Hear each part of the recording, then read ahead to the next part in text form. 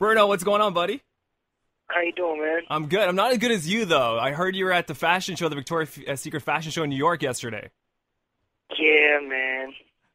I'm actually a little surprised you made it out alive, because I know if that was me, I don't think I'd show up for work for a few days.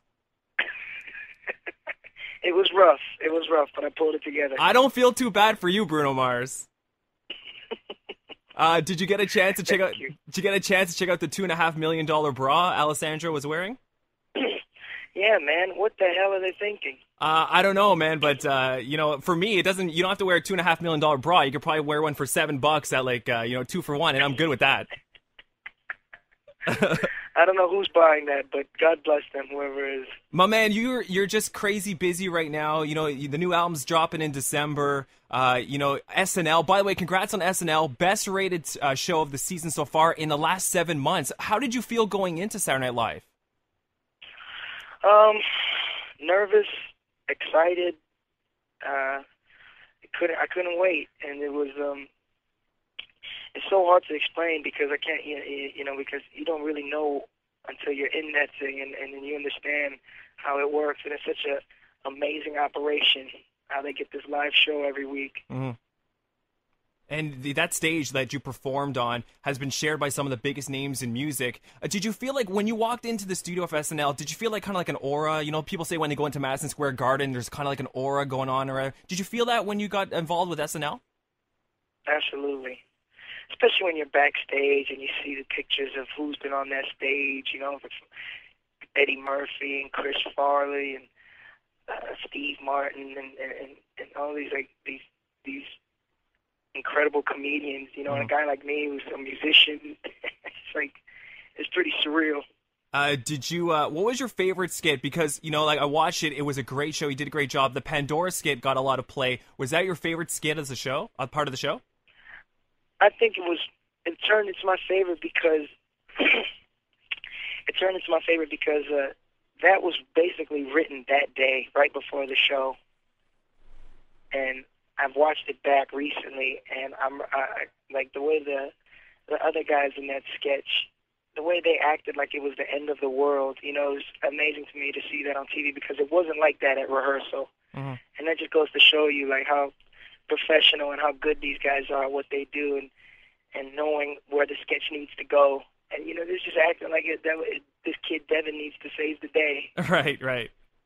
We're talking to Bruno Mars. Unorthodox Jukebox drops December 11th. And, you did the impressions of Katy Perry, Billy Joe Armstrong, Justin Bieber. Was there one impression you didn't get to do that you'd like to do right now that maybe people don't know you can do well? Because to me, your Billy Joe Armstrong was the best one. I thought it was terrific. Thanks, man. I've never done those. I've never done a few songs before. I used to, joke around doing like Green Day and stuff with my band, but I've definitely never done like Katy Perry or Justin Bieber, and they kind of were just throwing these things at Louis Armstrong. Right. I don't know if it was any. I think I blew my load. That was it. Don't worry. At least you did. Instead of doing it in front of one female, you may have done it in front of a couple million females, but they won't know that. We'll keep that between ourselves, Bruno. Okay. Bruno Mars, Unorthodox Jukebox drops December 11th. All right, my man. Massive anticipation for this album. I was reading an article and you said that some of the record reps or prezes were a little, because you don't have like one genre going on in this album, right? You're kind of spread across. Well, yeah, it's just me. Put it like this. I got to have fun writing these songs. I got to go in the studio and be genuinely excited about the records that I'm making. And it takes a lot from me to be excited. So I go in the studio and I'm coming up with it. I'm experimenting with different sounds and different lyrical content, and every song. I don't want every song to sound the same. Right. I want to be able to jump around and bounce around and do whatever the hell I want to do. So, this album represents that, and this is me being me.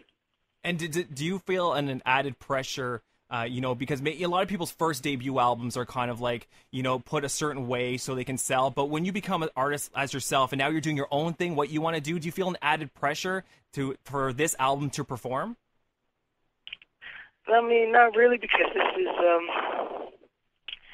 I'm so proud of the final product. Like, I'm so proud of every song that I've written on this album that if people love it, they love it. If they don't, I'm sorry. There's nothing I can do. No, don't worry, Bruno. You're just too busy at the Victoria's Secret show to really care right now, so we all understand and that. there's also that. So. I ask you a question. Is it true that your sister is the one that kind of got you, kind of your start? Like, she sent a demo tape to somebody. Is that true? Yeah, my sister moved up to LA when she was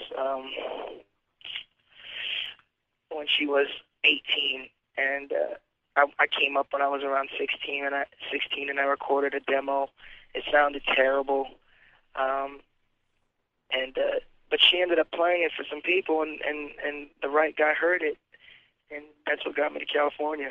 Do you feel bad that you may have tortured her a little bit during your childhood, and now she got you your start? Absolutely. I call her every day. What? Do you remember the best? I'm so sorry. Do you remember the best prank you pulled on her? What was the best?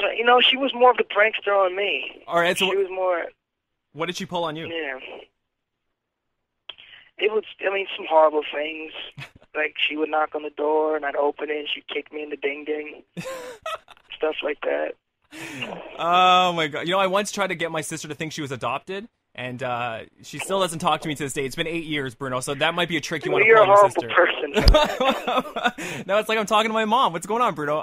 Unorthodox Jukebox drops December 11th. A couple questions we got on Twitter. The question I got the most was, when are you coming to Montreal, and are you planning a Montreal show? Yes, I was supposed to come. I was supposed to come today, and I'm stuck in New York because of this storm, and I'm so bummed because I haven't been to Montreal. And the last time I was in Canada, I didn't get a chance to hang out. And I got a lot of friends from Canada that tell me how great it is. So please believe that I'm going to be playing very soon in Canada, and I'll be hanging out, and you're going to see me at the bars and at the clubs and at the Walmarts. The Walmarts? What aisle? When you go to Walmart, what aisle are you usually in? That's the beauty about those stores. It's like you can get lost in anything. The bed bath section. Right. You get lost in the toy section, the candy section. You know what? I'm all over the place. That might be a good idea for your next video. Wear one of those Walmart frocks. You know what they rock in there? And you can be like a greeter. So wow. I got a couple questions for you. Let's do some rapid fire. You cool with that?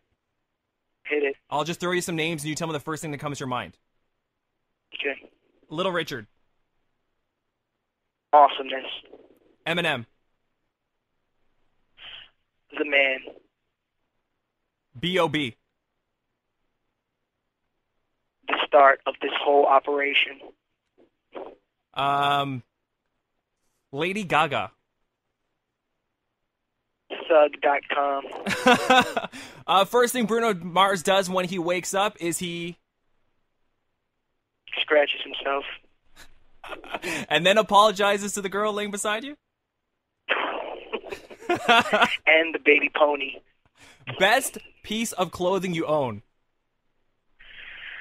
This $2 million bra I picked up last night. Was the girl in the bra? That's the question we want to know, Bruno Mars. They always are. Bruno Mars, Unorthodox Jukebox, drops December 11th. You must be so jacked to get this music out. How long has the album been in the works? Since I went on tour a year ago, I've been writing on the road and coming up with ideas, so I can't wait. December 11th. Thank you so much for taking the time. We know you're extremely busy. Get back to the bra, get back to the girl, get back to the music, all right? Thank you, man. Appreciate it so much.